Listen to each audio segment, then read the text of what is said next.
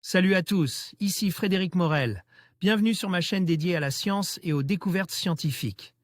Si vous êtes passionné par l'exploration de notre univers et les avancées scientifiques, pensez à vous abonner.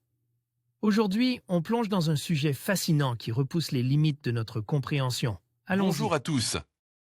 Dans cette vidéo, je vais partager avec vous des astuces et des méthodes pour apprendre les maths et devenir meilleur dans cette matière.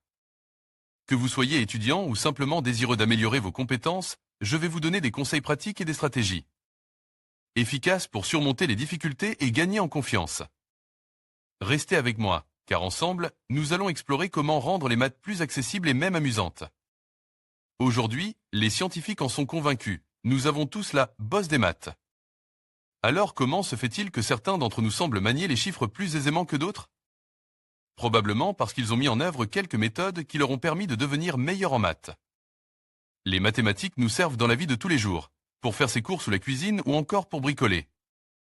En France, le système éducatif leur fait toujours la part belle. Les bons élèves continuent d'être orientés vers des classes scientifiques dans lesquelles la réussite passe par un bon niveau en maths. Un bon niveau pas toujours évident à atteindre.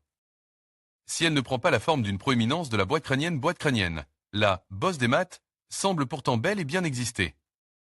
En effet, des techniques d'imagerie fonctionnelle révèlent que des zones spécifiques du cerveau sont activées lorsque se pose un problème mathématique. Des zones liées à notre perception des quantités, de l'espace et du temps et non pas au langage. Vous pensez avoir compris pourquoi tous ces cours particuliers de maths à domicile n'ont servi à rien pour vous? Parce que cette zone des maths vous fait défaut? Détrompez-vous. La zone des maths est présente chez tous les individus dès leur naissance. Par ailleurs, aucune disparité n'a pu être notée entre les zones des maths des filles et celles des garçons.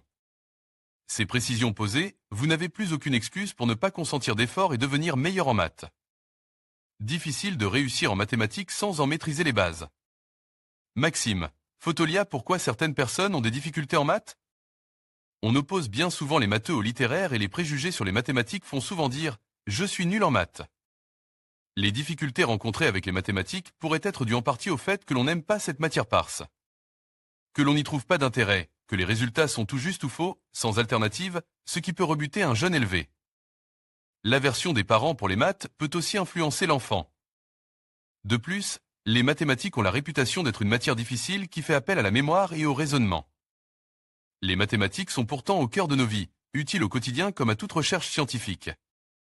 Maîtriser les bases, apprivoiser le langage mathématique, se libérer de ses propres limites mentales, mais aussi s'entraîner et faire preuve de motivation. Autant de clés pour surmonter ces difficultés en maths et éviter un décrochage. Acquérir des bases solides en maths. Cela semble tellement évident qu'on oublie parfois de la mentionner, mais en mathématiques comme dans les autres disciplines scolaires. D'ailleurs, il est indispensable, pour progresser, de maîtriser quelques fondamentaux. Si ce n'est pas votre cas, n'hésitez pas à y revenir.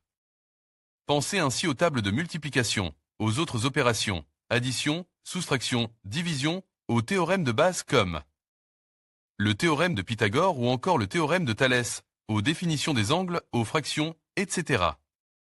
Il faudra ensuite bien sûr s'attacher à apprendre ces cours de mathématiques et à les travailler régulièrement. Et au-delà de cela, à les comprendre. La chose n'est parfois pas aisée. Elle peut même nécessiter le recours à une aide extérieure, un prof particulier de maths, par exemple. Celui-ci en effet pourra vous aider à comprendre la signification de certains termes qui peuvent sembler flous. Il pourra également lever les difficultés liées à l'abstraction des concepts ou à la représentation dans l'espace. Pour réussir en maths, il ne faut pas hésiter à se confronter à des exercices. Perfect Lab, Photolia entraîner sa zone des maths. En plus de tout cela, il vous faudra pratiquer un maximum. Vous exercez à lire les énoncés de maths. À les lire de manière active, en commençant déjà à mobiliser les connaissances que vous avez sur le thème des triangles rectangles. Ou des systèmes des équations. Puis, entraînez votre zone des maths à résoudre des problèmes mathématiques. D'autant que la seule façon d'être sûr que l'on a bien compris un concept, c'est de le mettre à l'épreuve de la pratique. De quoi se l'approprier pour de bon et devenir meilleur au fil des exercices d'arithmétique ou de géométrie. De quoi également acquérir une certaine culture mathématique. Car si pour progresser en maths, il est indispensable de chercher et même de buter sur certaines questions, il serait contre-productif de vouloir réécrire des millénaires de mathématiques. Ainsi, L'expérience de démonstration type doit-elle aider à résoudre un problème nouveau qui se pose? En conclusion, apprendre les mathématiques et devenir meilleur demande de la patience, de la pratique et une approche méthodique.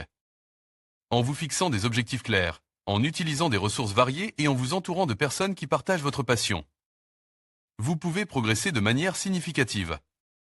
N'oubliez pas que chaque erreur est une opportunité d'apprentissage. Restez motivé et persévérez, car avec le temps et l'effort, vous verrez des résultats concrets. Merci d'avoir regardé cette vidéo et bonne chance dans votre parcours mathématique.